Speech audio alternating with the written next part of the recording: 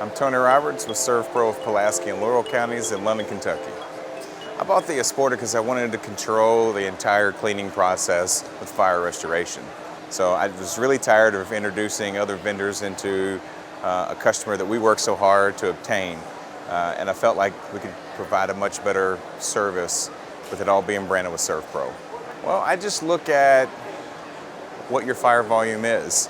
And is that something that you want to grow? And is there some sort of basis of soft contents volume that you currently have, and how are you handling it? And what are those potential issues that you're dealing with a vendor that you might not have to deal with if you're handling it locally?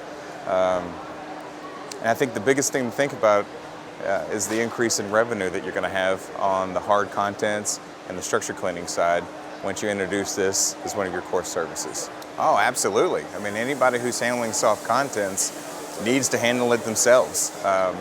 It's no different than fire, water, mold, or anything that we're doing. Once you learn the systems, it's going to be really beneficial for you.